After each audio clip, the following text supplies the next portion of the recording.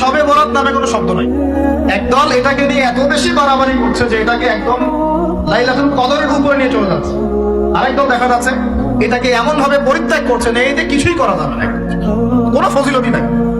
এখন আসলে মধ্যম পন্থা কি, মাঝখানে আমরা কি করবো জানার দরকার আছে কি নাই?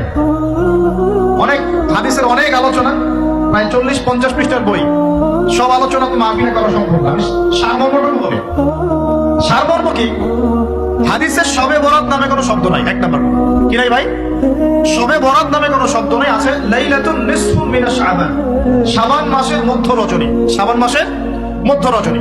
শাবান মাস কি? উত্তর, নবী সাল্লাল্লাহু আলাইহি ওয়াসাল্লাম রমজান মাসের পর যে মাসে রোজা রাখতে বেশি গুরুত্ব দিয়েছেন তার নাম শাবান। আয়েশা রাদিয়াল্লাহু আনহা তিনি বলতেন যে শাবান মাস আসলে নবী সাল্লাল্লাহু আলাইহি ওয়াসাল্লাম এত বেশি বেশি রোজা রাখতেন যে মনে হতো তিনি রোজা ছাড়বেনই না, সারা মাস রেখে ফেলবেন। বেশি থেকে বেশি রোজা রাখতেন শাবান মাসে। প্রশ্ন হচ্ছে কেন? উত্তর, এমনিতে এই মাসটা বরকতময় এবং এই মাসে আল্লাহ পাক তার রহমতে বিপুল সংখ্যক মানুষকে জাহান্নাম থেকে মুক্তি দান করেন। নবী সাল্লাল্লাহু আলাইহি ওয়াসাল্লাম এই মাসকে তাজিম করতেন।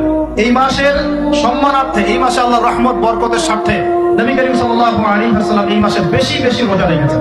সুন্নাত কি শিখলাম? শাবান মাসে বেশি বেশি রোজা রাখা সুন্নাত। আরেকটা হাদিস মাথায় নিয়ে না, আজকে সারা ওয়াজ ভুলে গেলে এই ওয়াজটা ভুলে না। কি হাদিস? নবীজি বলছেন তোমাদের সামনে, হে আমার সাহাবীরা, তোমাদের সামনে এমন একটা যুগ আসছে, ওই যুগে আমার সুন্নতকে ধরে রাখাটা হাতের মধ্যে আগুন ধরে রাখার মতো। আমি অনেকদিন এই লেকচারে এই হাদিসটা বলছি। ওই যুগে যদি তোমরা আমার একটা সুন্নতকে জীবিত করতে পারো, সমাজে একটা সুন্নত মরে গেছে ওটাকে আবার জীবিত করতে পারো, তাহলে 50 জন শহীদ সাহাবীর নেকি পাবেন। আপনি 50 জন শহীদ সাহাবীর নেকি পাবেন যখন চলমান সমাজে একটা সুন্নত মিটে গেছে।